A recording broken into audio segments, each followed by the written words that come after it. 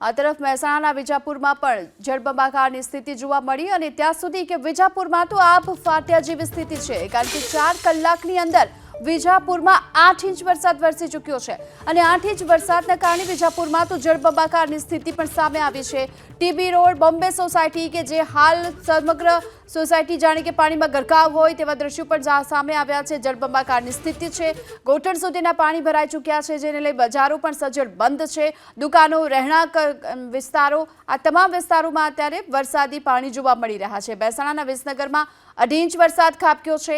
ગ્રામ્ય વિસ્તારોમાં પણ ધોધમાર વરસાદ વરસ્યો છે। ધોધમાર વરસાદથી અનેક વિસ્તારો એવા છે કે જે અત્યારે પાણીમાં ગરકાવ હોય, જળબંબાકારની સ્થિતિ હોય તેવી હાલમાં દ્રશ્યો સામે આવી રહ્યા છે। ટીબી રોડ બોમ્બે સોસાયટીમાં વરસાદી પાણી ભરાતા સ્થાનિકોને ભારે હાલાકીનો સામનો કરવાનો વારો આવ્યો। આ સિવાય વિસનગરમાં પણ ધોધમાર વરસાદથી જળબંબાકારની સ્થિતિ છે। ગ્રામ્ય વિસ્તારોની વાત કરીએ તો ભાંડુ, વાલમ સહિતના ગ્રામ્ય વિસ્તારોમાં પણ ધોધમાર વરસાદ વરસ્યો છે। આ તરફ વિજાપુરમાં તો 8 ઇંચ વરસાદ ખાબકી ચૂક્યો છે 4 કલાકમાં અને તેના કારણે અનેક સોસાયટી જે પાણીમાં ગરકાવ છે, જળબંબાકારની અહીં સ્થિતિ જોવામાં આવી રહી છે। દુકાનો, મકાનોમાં પણ પાણી ઘૂસી ગયા છે અને બીજી તરફ પ્રશાસન તરફથી હાલ તો આ પાણીના નિકાલ માટેની વ્યવસ્થા પણ કરવામાં આવી છે। મહેસાણા જિલ્લામાં વહેલી સવારથી વરસાદનું આગમન થયું છે અને ખાસ કરીને મહેસાણાના વિજાપુર તાલુકાની અંદર 5 ઇંચ કરતા વધુ વરસાદ ખાબક્યો છે, જેના કારણે વિજાપુર જળબંબાકાર થયું છે। આપ દ્રશ્યોમાં પણ જોઈ શકો કઈ રીતે વિજાપુરની અંદર આ પાણી ભરેલા જોવા મળે છે। આ તમામ રોડ ઉપર વિજાપુરનો ટીબી હોસ્પિટલ આ મુખ્ય રોડ છે, સરદાર ચોક થી ટીબી હોસ્પિટલ તરફનો આ મુખ્ય રોડ છે ને આ મુખ્ય રોડ ઉપર લગભગ 15 થી 20 વિવિધ સોસાયટીઓ આવેલી છે। આ તમામ સોસાયટીઓના અંદર પાણી ઘૂસે છે। સામે દુકાન છે તેના પણ હું દ્રશ્યો બતાવી કે કઈ રીતે આ દુકાન સુધી પાણી પહોંચ્યા છે। જે રીતે આ તમામ વિસ્તારની અંદર પાણી ભરાયા છે, જે રીતે વિજાપુરની અંદર વરસાદનું આગમન થયું અને વરસાદના આગમન બાદ જે પરિસ્થિતિ ઊભી થઈ છે તે આપ સમજી શકો છો।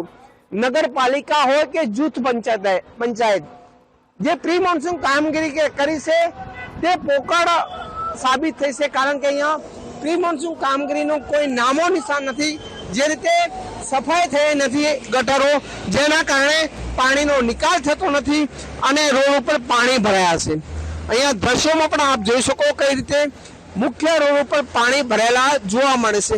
આ તમામ વિસ્તારની અંદર પાણી ભરાતા ક્યાંક ને ક્યાંક સ્થાનિકો પરેશાન છે, કારણ કે તેઓ વહેલી સવારથી ઘરમાં રહેવા મજબૂર બન્યા છે।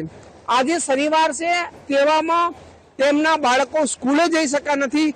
સ્કૂલોમાં પણ આજે રજા જાહેર કરવામાં આવી છે, કારણ કે વધુ વરસાદ હોવાના કારણે સ્કૂલોના દરવાજા સુધી પણ પાણી ભરાયેલા જોવા મળે છે।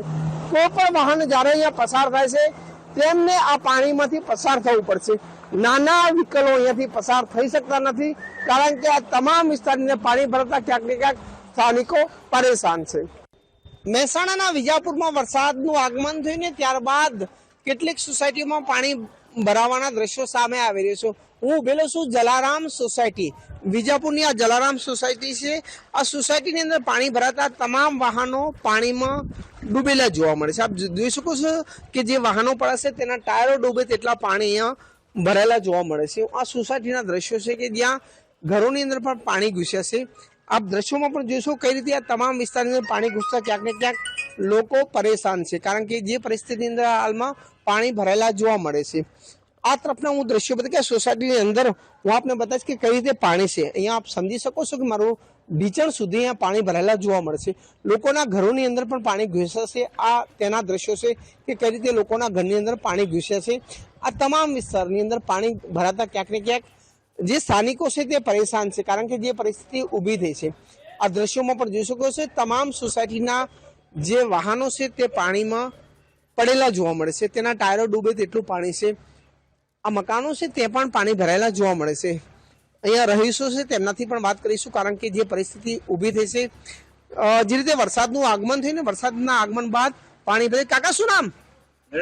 નરેશભાઈ, કઈ રીતે પાણી ભરાયું છે ને કેટલું આ વિસ્તારમાં પાણી છે? પાણી વરસાદ વધારે પડવાથી પુષ્કળ પાણી ભરાઈ ગયું છે અને બહુ જ તકલીફ પડી છે અને વરસાદ ભગવાને બહુ મહેરબાની કરી છે કે સારો વરસાદ પડ્યો છે। સારો વરસાદ પડ્યો છે, પણ ક્યાંક ને ક્યાંક પાલિકાની જે તંત્રની પ્રિમોન્સૂન કામગીરી તે થઈ નથી, જેના કારણે ઘરોમાં પાણી ઘૂસશે એવું છે. આ ઘરોમાં પાણી ઘૂસી ગયું છે, થોડા રોડ ઊંચા થયા છે એટલે ઘરોમાં પાણી ઘૂસી ગયું છે. કેટલા ઘરોમાં પાણી છે? બધા ઘરોમાં, પૂરી સોસાયટીમાં, આખી સોસાયટીમાં. આપ સમજી શકો છો કે અહીંયા જે આ મકાન છે ત્યાં ઘરોની અંદર પાણી ભરાયેલા જોવા મળે છે. આ તમામ સોસાયટીની અંદર ક્યાંક ને ક્યાંક પાણી ભરાતા લોકો પરેશાન છે, કારણ કે જે દ્રશ્યો છે તે ક્યાંક ને ક્યાંક અંદરના પણ આપ જોઈ શકો કઈ રીતે સામાન તમામ ઘરની અંદર ઉપર મૂકી દેવામાં આવશે, કારણ કે ઘરની અંદર પાણી આવતા જે ઘરની વખરી જે સામાન હતો તેને અદ્ધર લેવામાં આવ્યો છે.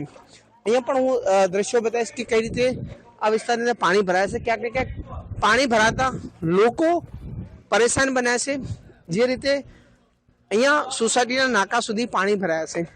સોસાયટીની અંદર બનેલા મંદિર હોય કે પછી અન્ય મકાનો, તમામ જગ્યાએ ક્યાંક ને ક્યાંક પાણી ભરેલા જોવા મળે છે. સોસાયટીની અંદર ઢીચણસામાં પાણી ભરેલા છે અને તેના જ કારણે લોકો પરેશાન છે.